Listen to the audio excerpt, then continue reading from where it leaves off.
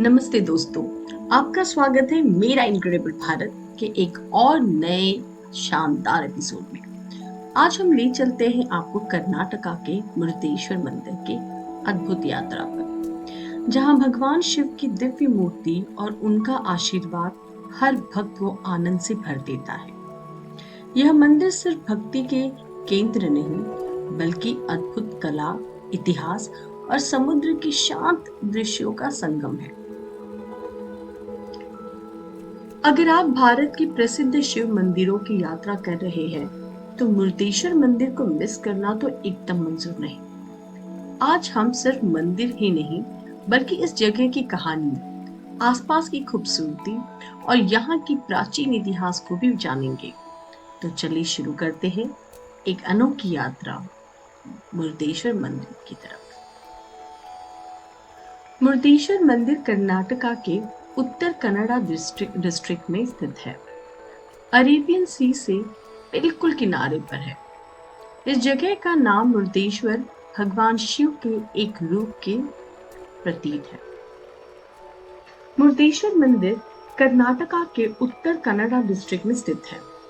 Arabian सी से बिल्कुल किनारे पर इस जगह का नाम मुरुदेश्वर भगवान शिव के एक रूप से प्रेरित है। मंदिर का स्थान इतना अद्भुत है कि यहाँ से समुद्र की लहरों की गूंज हमेशा सुनाई देती है। आसमान को छूता हुआ 249 फीट ऊंचा गोपुरम और 123 फीट ऊंची भगवान शिव जी की मूर्ति इस जगह को एक अलग ही रूप देती है।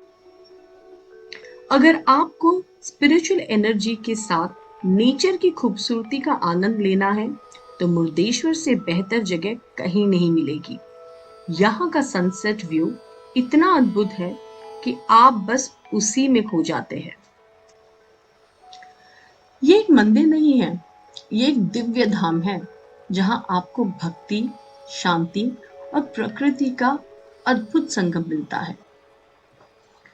ये मंदिर का जो आज का रूप आप देख रहे हो ना, ये RN शेट्टी जी ने 20th सेंचुरी में दिया है। शेट्टी जी एक प्रसिद्ध इंडस्ट्रियलिस्ट थे, जिन्होंने अपनी भक्ति और समर्पण से इस मंदिर को इतना भव्य रूप दिया है। मंदिर का गोपुरम 249 फीट ऊंचा है, जो भारत के सबसे ऊंचे गोपुरम में से एक है।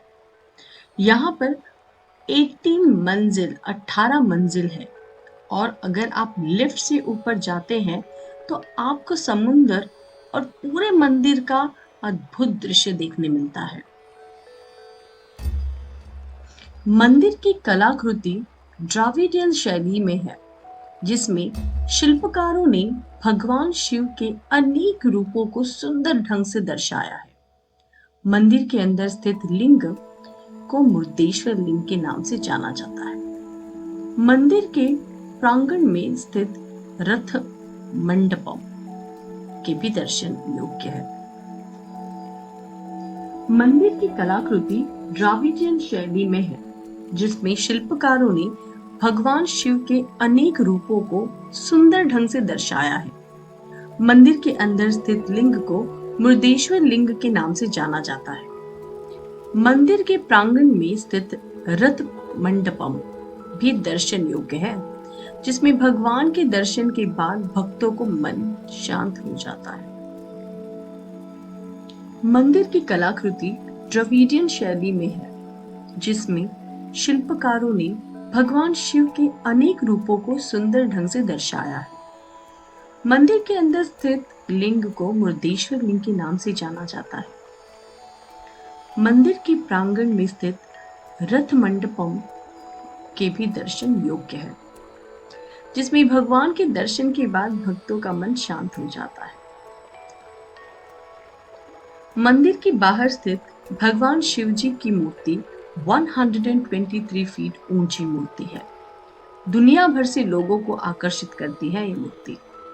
इस मूर्ति को बनाने में करीबन 2 साल का समय लगा था, और यह मूर्ति भगवान शिव के शांति और शक्ति दोनों रूपों का दर्शन करवाती है। मूर्ति को इस तरह से स्थापित किया गया है कि सूर्य की रोशनी पड़ते ही इसका प्रकाश पूरे प्रांगण में फैल जाता है। ऐसा लगता है जैसे भगवान शिव अपने भक्तों को अपनी कृपा से परिपूर्ण कर रहे हैं।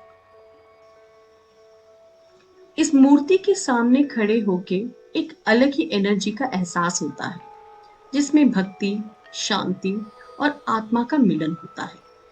जो भी यहाँ आता है, भगवान शिव से अपनी मनोकामना पूरी करने की प्रार्थना करता है।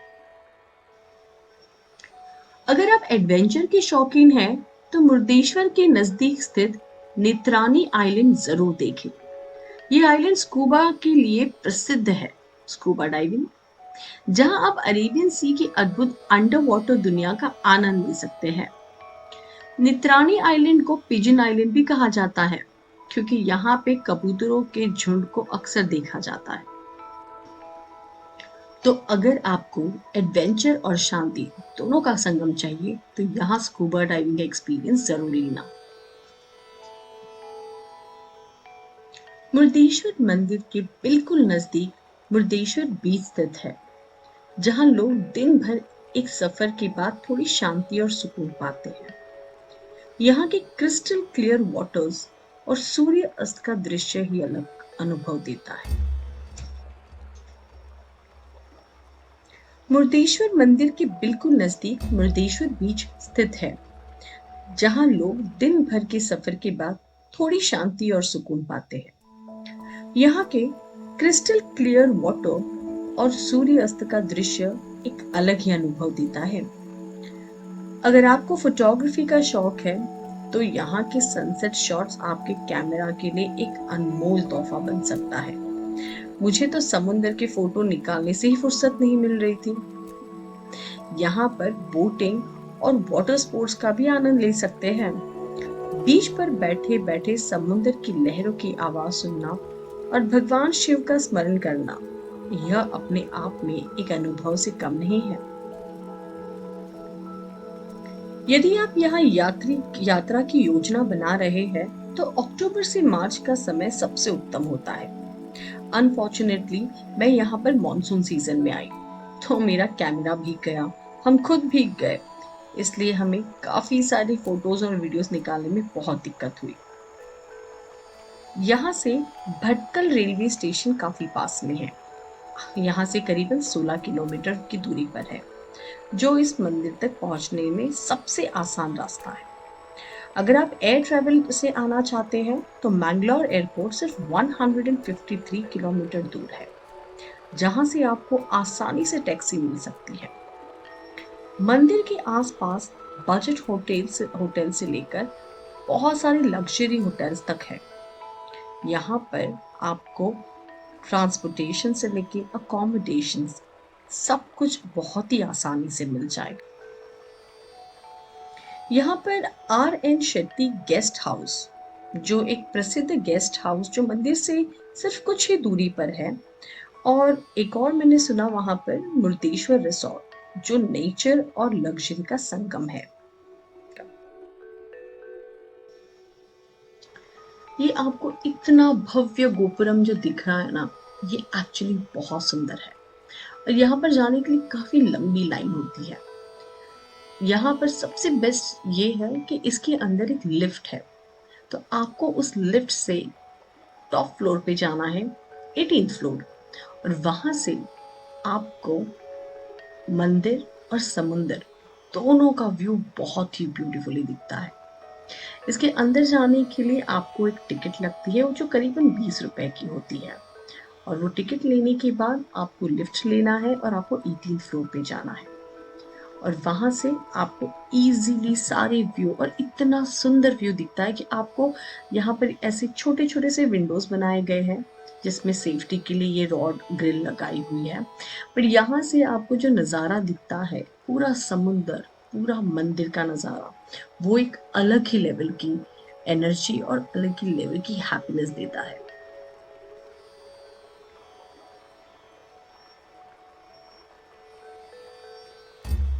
यहाँ से हमें जब शिव जी की मूर्ति के दर्शन हुए, वो तो 2-3 मिनट के लिए हमने बस उस मूर्ति को देखने में निकाले हैं। आई could not even move from there. बहुत ही सुंदर लग रहा था और फुल व्यू जो मूर्ति का इतनी ऊंचाई से दिख रहा था, बहुत ही अलग लेवल की व्यू थी और बहुत ही अलग लेवल का सुकून था। यहाँ से जब लिफ्ट से हम ऊपर आ रहे थे तो काफ़ी भीड़ थी और काफ़ी ज़्यादा लोगों के बीच में हम एक अलग एनर्जी महसूस कर रहे थे।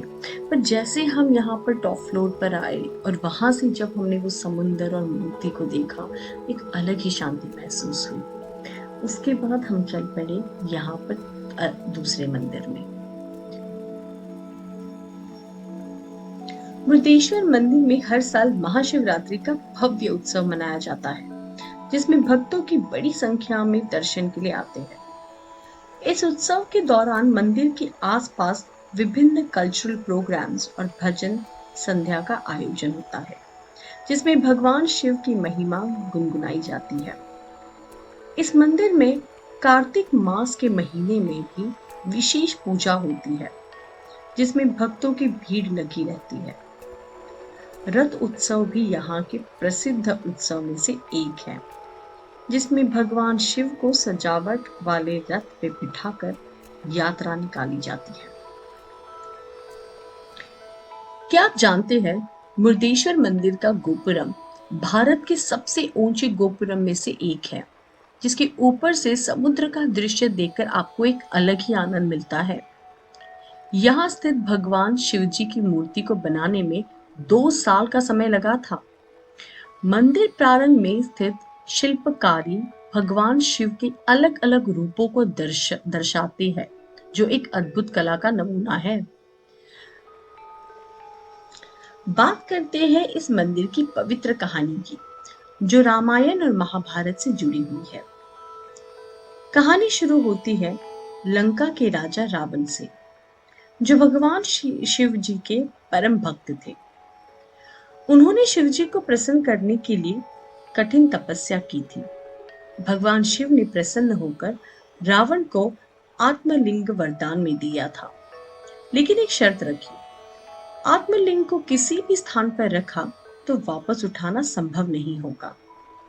रावण आत्मलिंग लेकर अपनी लंका की तरफ चल पड़ा, लेकिन देवताओं को पता चला कि अगर यह आत्मलिंग लंका पहुंच गया तो रावण को अमरता मिल जाएगी। तब भगवान विष्णु जी ने गणेश जी से कहा कि वह इस प्रॉब्लम का सलूशन फाइंड करेंगे। गणेश जी ने ब्राह्मण बालक का रूप धारण किया और जब रावण के सामने अपनी प्रार्थना करने के लिए आत्मलिंग को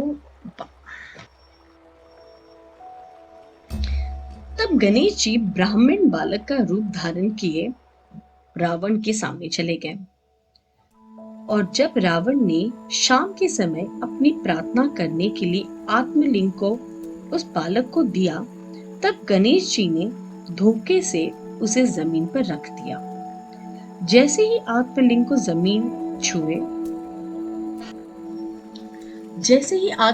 जमीन पर रखा, वो वहीं स्थिर हो गया। रावण ने पूरा जोर लगाया, लेकिन उससे वह आत्मलिंग हिला ही नहीं। गुस्से में आकर उसने आत्मलिंग को तोड़ दिया, जिसके टुकड़े अलग अलग जगह गिर गए। कहा जाता है कि इसके 5 टुकड़े हुए और 5 अलग जगहों पर गिरे, जिनमें से एक है मुर्देश्वर, गोकर्ण, सज्जेश्वर, धरेश्वर, गुणवंतेश्वर। इस मंदिर में ये बहुत ही खास जगह है, जहां पर एक केव बनाई गई है, जिसके अंदर एंटर करते ही बड़ी बड़ी मूर्तियों के तरीके में इस मंदिर की कहानी बताई गई है। जो कहानी मैंने आपको थोड़ी देर पहले बताई, वो कहानी यहाँ पर मूर्तियों के जरिए लोगों तक पहुंचाई गई है। तो दोस्तों, ये थी मुर्देश्वर मंदिर की पवित्र यात्रा की कहानी। अगर आपको ये वीडियो पसंद आई हो तो लाइक, शेयर और सब्सक्राइब करना मत भूलिएगा। और अगर आपने मुर्देश्वर मंदिर का दर्शन किया है तो अपने अनुभव हमें कमेंट में जरूर बताइए। अगली बार मिलते हैं एक नए एपिसोड के साथ। तब तक के लिए मेरा इनक्रेडिबल भारत को याद रखें। हर हर महादेव।